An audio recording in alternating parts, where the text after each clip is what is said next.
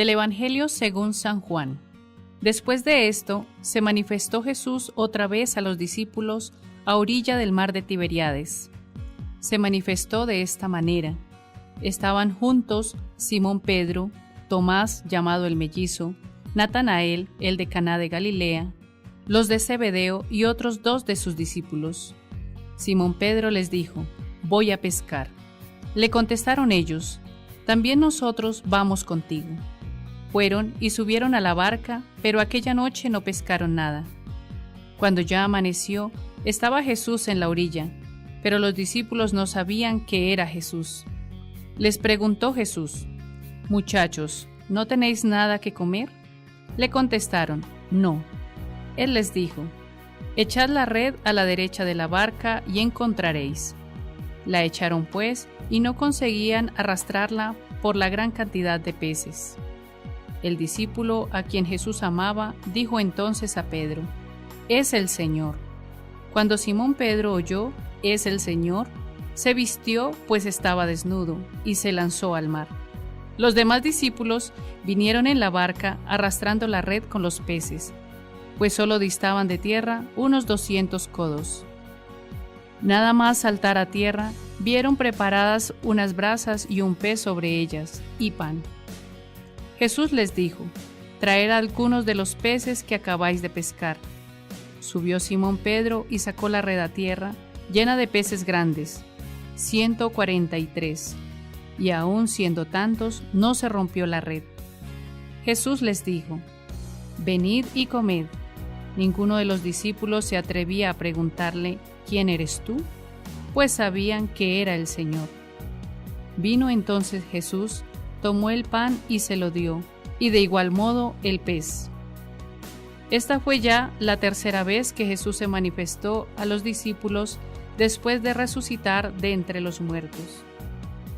Después de haber comido, preguntó Jesús a Simón Pedro: «Simón, hijo de Juan, ¿me amas más que a estos?». Respondió él: «Sí, Señor, tú sabes que te quiero». Jesús le dijo: «Apacienta mis corderos». Volvió a preguntarle por segunda vez: «Simón, hijo de Juan, ¿me amas?». Respondió él: «Sí, Señor, tú sabes que te quiero». Le dijo Jesús: «Apacienta mis ovejas». Insistió por tercera vez: «Simón, hijo de Juan, ¿me quieres?». Se entristeció Pedro de que le preguntase por tercera vez: «¿Me quieres?», y le dijo: «Señor, tú sabes todo, tú sabes que te quiero». Le dijo Jesús: «Apacienta mis ovejas». En verdad te digo que cuando eras joven, tú mismo te ceñías e ibas a donde querías, pero cuando llegues a viejo, extenderás tus manos, y otro te ceñirá, y te llevará a donde tú no quieras. Con esto, indicaba la clase de muerte con que iba a glorificar a Dios. Dicho esto, añadió: «Sígueme». Paz y bendición para todos nuestros seguidores y seguidoras a través de este medio de evangelización digital para nuestra reflexión en torno a la palabra de Dios para el tercer domingo de Pascua, ciclo C. En el texto de los Hechos de los Apóstoles, capítulo 5, versículos 27 a 32 y luego 40 a 41, escuchamos una afirmación categórica: hay que obedecer a Dios antes que a los hombres. Esta afirmación nos sirve de clave para unificar el mensaje de las lecturas de este domingo. En efecto, el Pedro pospascual se ve envuelto en aquella aventura de amor y de donación, donde el líder de los 12 y los otros discípulos viene sometido a interrogatorio por el Sanedrín. Sin las dudas e incertidumbres del Pedro prepascual, del Pedro antes de la resurrección, ahora proclama con vigor el principio de la verdadera fe.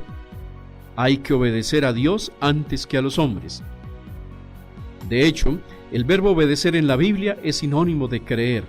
Por eso Pedro afirma la fuerza de la fe por encima de toda autoridad humana, política, cultural o religiosa, cuando ésta se atribuye funciones absolutas que no respetan la libertad y la sinceridad de la conciencia. La clave y el contenido de esta obediencia quedan claramente expresados. El Dios de nuestros padres resucitó a Jesús. A éste lo ha exaltado Dios a su diestra como jefe y salvador, de lo cual los 12 son testigos directos. En efecto, la gloria del Cristo y de su Iglesia es el tema que escuchamos en la segunda lectura tomada de Apocalipsis capítulo 5 versículos 11 a 14. Allí, el Cordero es Cristo muerto y resucitado en la plenitud de su misión mesiánica y en posesión plena del don del Espíritu. El trono indica la soberanía absoluta de Dios sobre todo ser y sobre la totalidad de la historia, soberanía que ahora es ejercida por Cristo resucitado. Los 4 vivientes simbolizan la acción múltiple de Dios proyectada hacia los 4 puntos cardinales, es decir, hacia la totalidad de la creación. Los ancianos representan a todo el pueblo elegido, así como en el Antiguo Testamento representaban en el Sinaí al pueblo de Israel.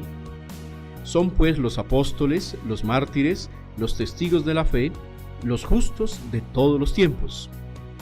Por lo tanto, toda la humanidad y toda la creación responden con su alabanza sinfónica. Al que está sentado en el trono y al Cordero, alabanza, honor, gloria y poder por los siglos de los siglos.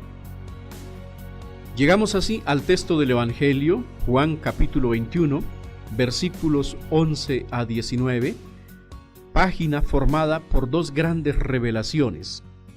La aparición en el lago de Tiberíades, versículos 1 a 14, y el diálogo entre Jesús y San Pedro, versículos 15 a 19.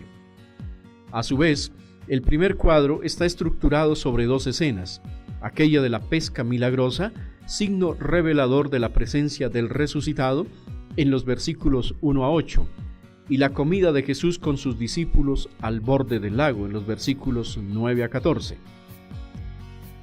La escena de la pesca milagrosa se inicia con la descripción del lugar, de los 7 personajes, de la vida cotidiana del pescador palestino. De improviso, sin embargo, irrumpe en la escena un personaje nuevo y desconcertante, como verificamos en el versículo 4.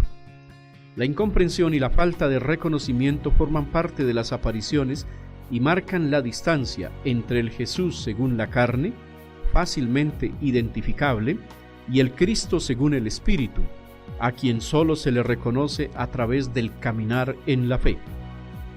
El resucitado les propone continuar con la fatiga cotidiana en la esperanza de un resultado favorable. Echen la red a la derecha de la barca y encontrarán, les dice.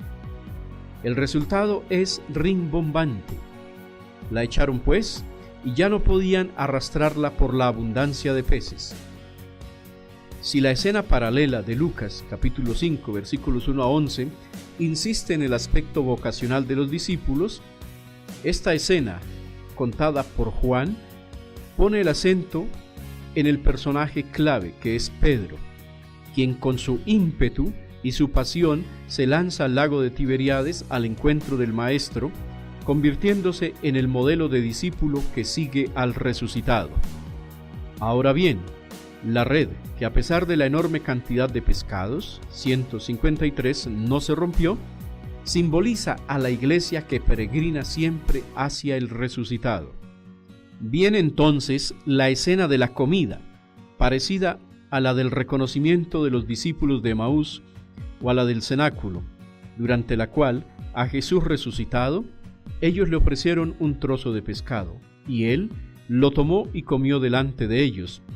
La comida la prepara Jesús y los gestos que realiza evocan las comidas con el Jesús terrenal. Ahora, la comunión con el Jesús terrenal se transforma en un diálogo y en una comunión con el Cristo resucitado, presente y cercano a su iglesia en todo tiempo. Pasamos así a la segunda revelación, que está constituida por el diálogo íntimo entre Jesús y Pedro, que viene a constituir una triple rehabilitación de Pedro tras su triple negación. Pedro participa ahora visiblemente de la misión pastoral propia de Cristo. Las ovejas confiadas a Pedro son siempre las del Jesús resucitado. Por eso escuchará 3 veces: apacienta mis corderos, apacienta mis ovejas, apacienta mis corderos. Se deduce que la misión de Pedro está orientada toda ella a Cristo buen pastor y debe llegar hasta el clímax de la donación. En efecto, Pedro honrará a su maestro muriendo mártir.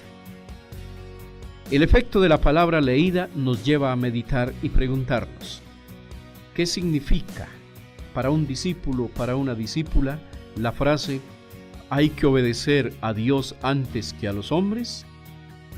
¿Qué me dice la expresión del resucitado a Pedro, apacienta mis corderos? En la actualidad, ¿cómo han de ser y vivir nuestros pastores y guías espirituales? Tras las preguntas, podemos entonces concluir declarando lo siguiente: la coherencia del testimonio de vida del discípulo, aun en situaciones difíciles, constituye una constante en las lecturas de hoy. Un testimonio firme pero no arrogante, un testimonio decidido pero no provocador, un testimonio humilde y no masoquista, un testimonio de amor y no de privilegios, un testimonio en nombre de Jesús y no en nombre propio ni en el de alguna asociación.